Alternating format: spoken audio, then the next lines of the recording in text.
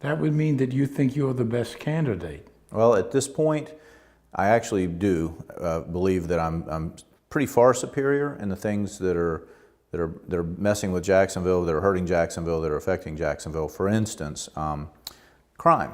Crime's one of those things that if you really don't understand it at a street level, it becomes statistics and things that you can't adjust to. And when you realize it's just people interacting and there's problems and you've been on the street and you understand how these things escalate, get out of control, you'll approach it differently. And that's one of the things that I bring to the table is I've seen the street level, I've been on more bad crime scenes than I'd like to remember, and seen the families, seen the reaction, understand how it escalates to the next level, and then it perpetuates. And that's a big part of what's happening here in Duval County. Many of these crimes are related to the last crime, and we have to intervene and get in front of that.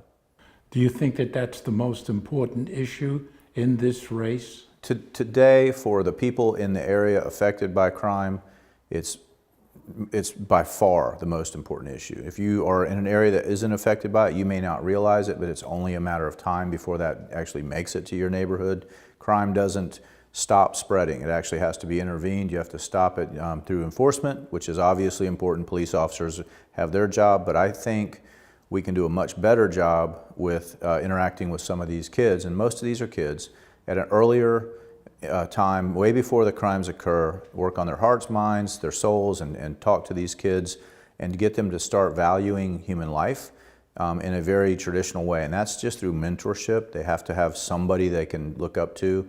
Many of these kids literally don't have family in the home, or have a parent who's working 2 or 3 jobs to make it, so there's a poverty element to it that needs to be addressed.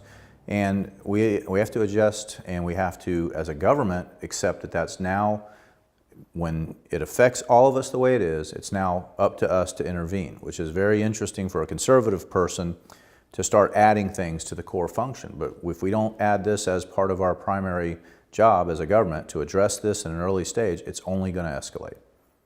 That would lead me then to education. Absolutely. And the education would be needed to solve this problem. So there's 2 layers: your traditional school, and then there's post-school or preschool education, which would be your mentorship, your family environment,